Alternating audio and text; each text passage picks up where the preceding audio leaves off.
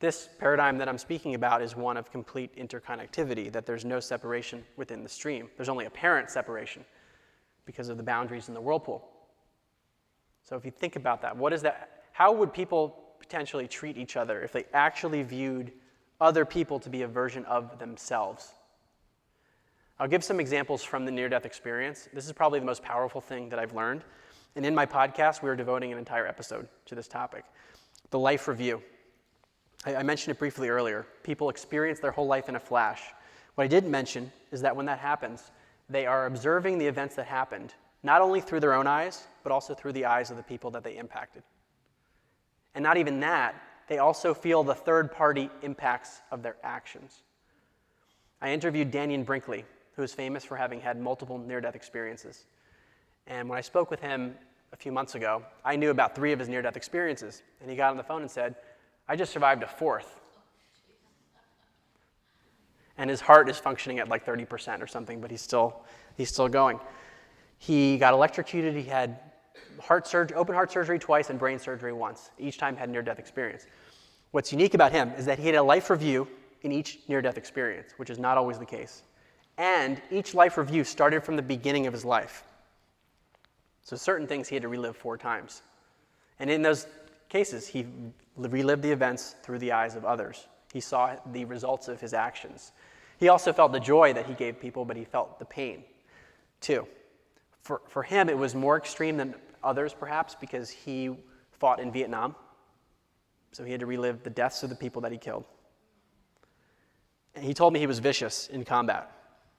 And he had to relive the pain of the child who would no longer have a father because he had killed the father in combat.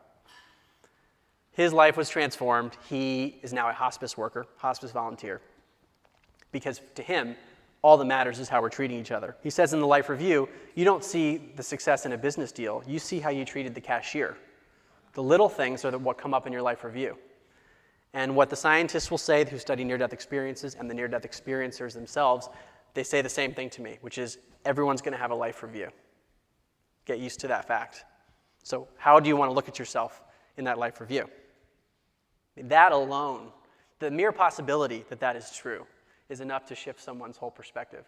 And that's what I found with many people who have learned about it, is that they now go about their days thinking about the possibility of a life review.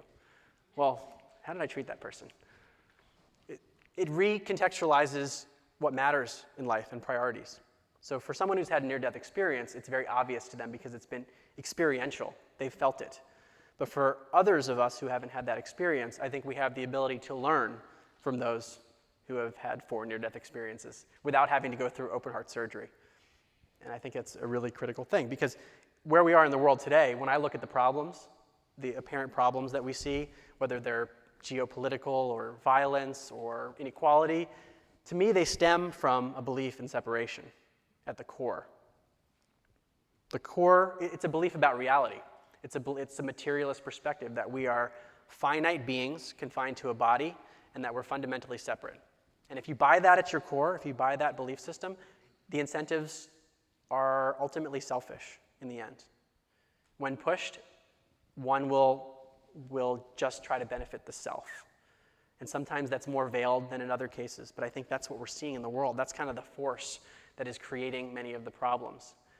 So to me, that belief system and the problems that we see that relate to it stem from a misunderstanding of reality.